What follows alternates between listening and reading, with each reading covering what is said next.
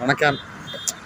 ஒரு தரமான ஒரு குடும்பத்தில் பிறந்தவங்க ஏதாவது தப்பு பண்ணிட்டாங்கன்னு வைங்களேன், அதை சமாளிக்கிறதுக்குள்ள அவங்க படுற பாடு ரொம்ப பெரிய பாடாக இருக்கும். பார்த்தீங்கன்னா, தப்பு பண்ணிடுறாரு, இல்லை பொய் சொல்லிடுறாரு, அதனால பாதிப்பு ஆயிடுச்சு. உடனே அவங்க அந்த குடும்பத்தில் உள்ள உறுப்பினர்களில் ஒரு நபர், பொறுப்பான நபர் கேள்வி கேட்பார், முன்னால தான்டா அந்த பிரச்சனையே ஆச்சு,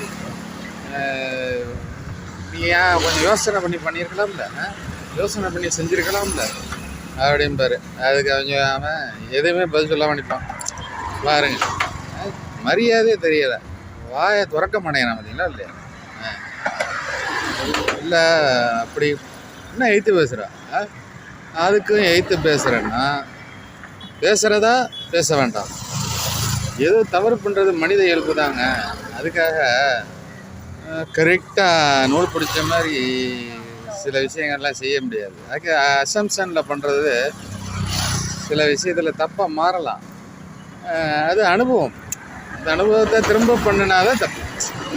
அனுபவத்தை பட்ட பிறகு திரும்ப அதே தப்பை பண்ணினாதான் அவன் அடுத்தவங்களை மதிக்காமல் தான் கர்வத்துக்கு தான் இஷ்டத்துக்கு பண்ணுறாங்கன்னா அப்போ தாங்க அது தப்பு. தெரியாமல் பண்ணுறது மனித இயல்பு. நன்றி, வணக்கம்.